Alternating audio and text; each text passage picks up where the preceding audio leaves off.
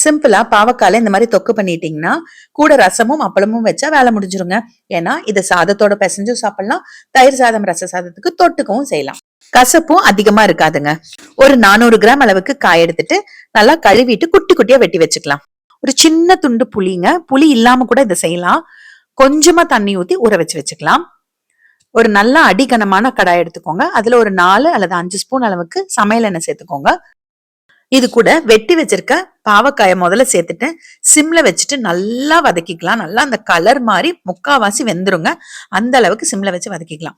நீங்க இதை ஒரு அடுப்புல பண்ணிட்டு இன்னொரு அடுப்புல மத்த சமையல் பண்ணிடலாம். இப்ப இது கூட சேர்க்கறதுக்கு குட்டி குட்டியா இருக்கிறதுனால 3 பெரிய வெங்காயமும் 2 தக்காளியும் எடுத்திருக்கேன். அதையும் நம்ம வெட்டி வச்சுக்கலாம். இப்ப இந்த ஸ்டேஜ்ல பாருங்க, பாவக்காய் நல்லா வதங்கிருச்சு, நல்லா கலர் மாறிடுச்சு. இப்போ எண்ணெயில இருக்க இந்த பாவக்காவை தனியா எடுத்து வச்சுக்கலாங்க.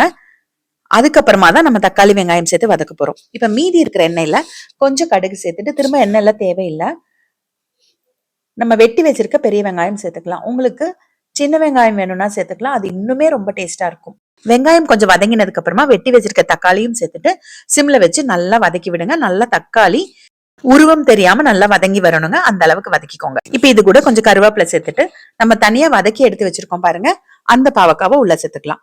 இப்ப கொஞ்சம் நல்லா கலந்து விட்டுட்டு கொஞ்சமா மஞ்சத்தூள், 1 ஸ்பூன் அளவுக்கு மிளகாய்த்தூள், ஒரு அரை அல்லது 3/4 ஸ்பூன் அளவுக்கு கல் உப்பு சேர்க்கணுங்க.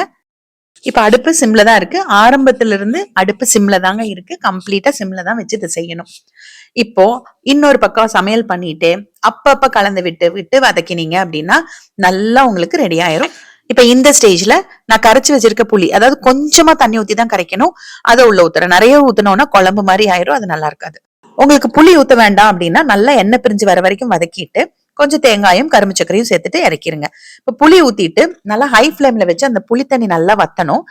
அதுக்கப்புறமா கம்ப்ளீட்டா சிம் பண்ணிட்டு அதே மாதிரி நல்லா அப்படியே ஸ்ப்ரெட் பண்ணி விட்டுருங்க. சூப்பரா எண்ணெய் பிரிஞ்சு நல்லா வதங்கி வருங்க. இப்ப பாத்தீங்கன்னா தெரியுது பாருங்க, எப்படி எண்ணெய் பிரிஞ்சு சூப்பரா வதங்கி வந்திருக்கு. இந்த ஸ்டேஜ்ல நம்ம ஆஃப் பண்ணிக்கலாம். நல்லா அடிக்கனமான வானிலை எடுத்துக்கோங்க, இல்லைன்னா அடி பிடிச்சிருங்க. ஆஃப் பண்றதுக்கு முன்னாடி ஒரு அரை ஸ்பூன் அளவுக்கு நாட்டு சக்கரை அல்லது வெல்லம் இல்லைன்னா சக்கரை கூட சேர்த்துக்கலாம்.